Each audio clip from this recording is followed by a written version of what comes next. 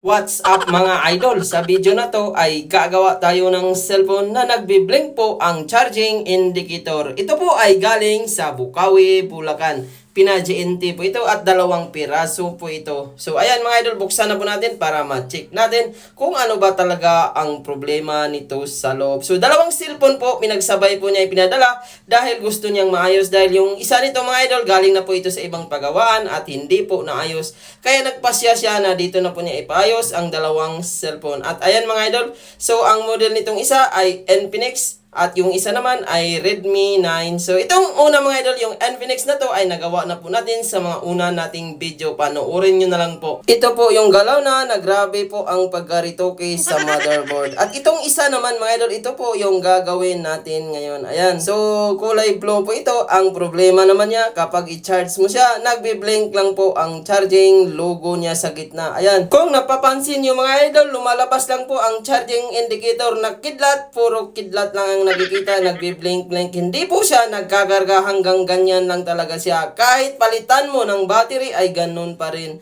So saan ba ang sira at paano ito ginagawa? So gawin po natin mga idol at panoorin niyo po kung paano ito ginagawa ng tama, back to normal repair. At ito po ang kadalasang main issue ng mga ganitong model. Kapag i-on mo siya, nagbi-blink lang. O minsan naman kapag i-charge mo siya, ganyan lang po ang nakikita.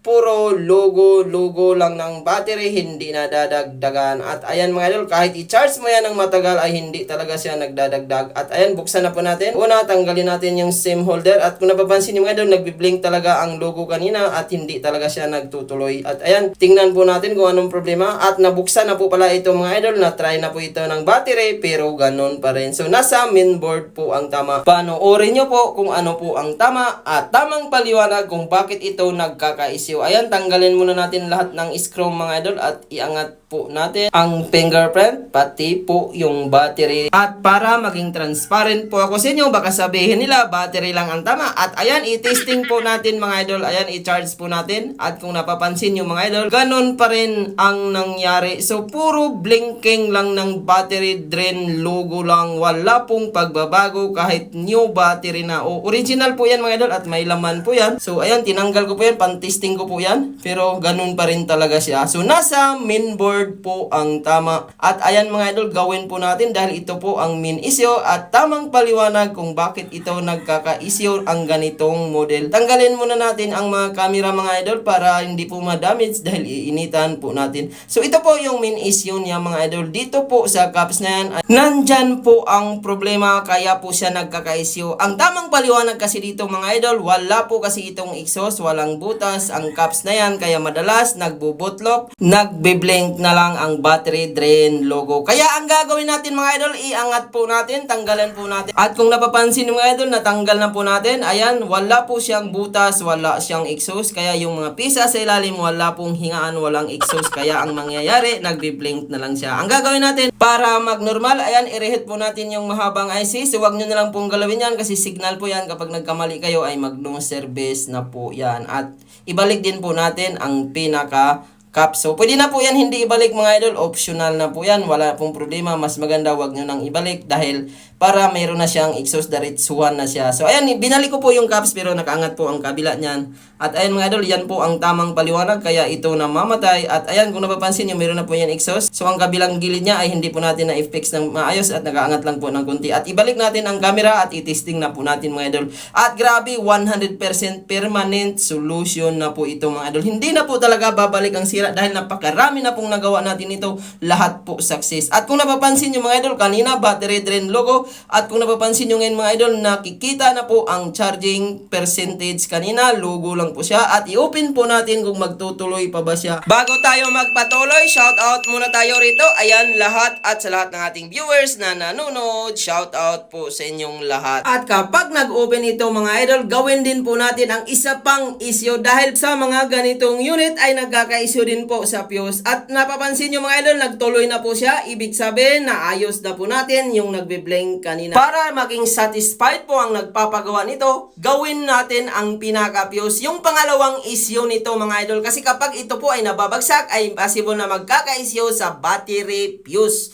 Kaya ayan mga idol, dahil hindi pa nagalaw ang battery fuse, ilibre po natin sa gawa. Ang pinapabayaran ko po dito mga idol ay yung paggawa ng blinking. At dahil magkaka-issue pa ito mga idol, ang fuse dito, ilibre ko na lang po siya para talagang mas satisfied po talaga ang mga nagpapagawa sa akin at babalik-balikan po tayo. Ayan, tanggalin po natin ang fuse mga idol. So kapag i-bypass po natin yan, ay talagang makunat na rin po yan, malubat. Napaka-safe po ang paggawa ng fuse mga idol dahil bukod sa makunat na siya mga idol, gaganda po ang performance. Kahit mahulog-hulog mo siya, ay hindi na po siya magpapatay-patay. Kasi ang issue ng fuse mga idol, kapag nilalakasan mo yung volume, minsan kapag nagunang dita ay namamatay po siya. So doon po yan sa pinaka-fuse. Kaya inunahan na po natin para hindi na talaga magkaka-issue. At sana mga idol, i-support nyo po ang ating channel. At sa mga gustong magpagawa ng ganito ay mag-PM lang kayo sa ating FB page, Julfon TV Official New Feeds, at gawa natin ang paraan para hindi na po talaga sasakit pa ang inyong ulo kagaya nito.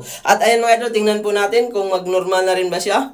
So, tinanggal natin ang fuse. Ayan, wala na pong problema yan. At i-open po natin na 4% lang. At sigurado ako mag-open na po yan. Ayan mga idol, 100% satisfied video. At sana mga idol, nakakuha kayo ng idea sa paggawa ng ganitong problema. At ayan mga idol, nagtuloy na po siya. Wala na pong problema. At kung napapansin nyo mga idol, i-check po natin ang pinaka-loob niya. Una, doon tayo mag-check sa pinaka-camera. Kasi minsan kapag may tama ang fuse, namamatay po yan. At dahil nagalaw na po ang fuse, ay talagang kahit i-camera mo yan, i-data mo yan, wala na pong maging issue pa. At ayun mga idol, pati po yung speaker niya, i-check po natin kasi madalas kapag sira ang fuse, kapag nilalakasan mo siya, ay mamamatay.